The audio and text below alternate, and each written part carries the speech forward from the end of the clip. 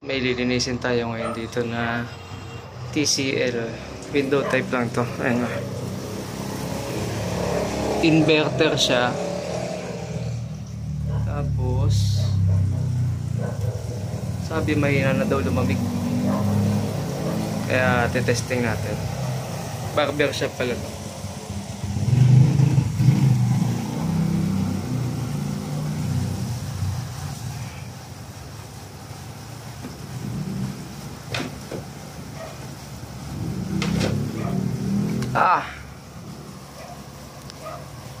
Kapal.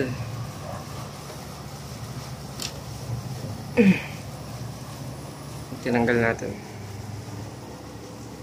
May liwanag pa naman.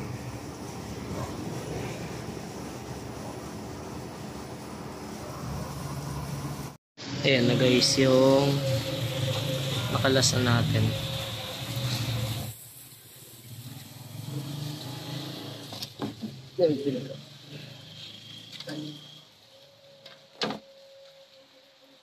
Fan blade,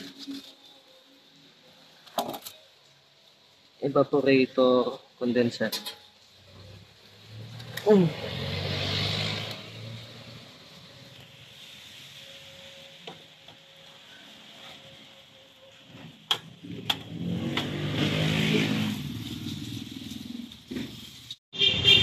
Ayan na guys, natapos na natin linisin.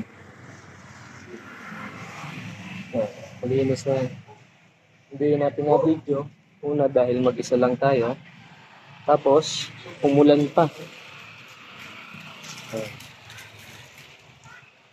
Madaming tornilyo, sobra.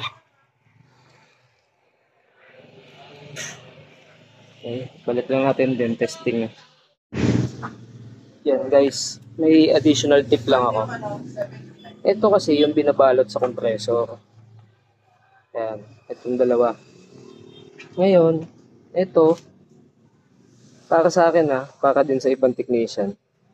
Ito kasi, nagkukos ng pagkabilis mabulok o kalawangin ng compressor. Tingnan nyo to.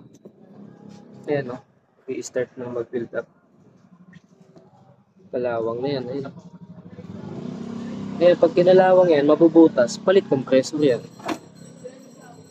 Ito pa lang naman yung nag-isimula. Siyempre, pag-apang na yan, ayun na siya. Papunta na sa compressor. Ito pa. Yan. Yung kalawang na yan, doon nagsisimula yan. Kaya ito guys, pwede nyo itanong sa customer kung gusto niya pa ipabalik o hindi na. Kasi pag hindi nyo pinabalik to, mas hahaba yung buhay ng compressor. Okay, pero depende pa din sa customer yun. Ayan na guys, testing na tayo. Hindi na natin na-videoan yung pag-assemble. Ayan. Nakuha natin 13 to 12 degrees yung pinakamababa. Okay na to guys. Working na siya, lumalamig na ulit. Kung nakatulong tong video natin na to, please like, share, and subscribe guys. Salamat!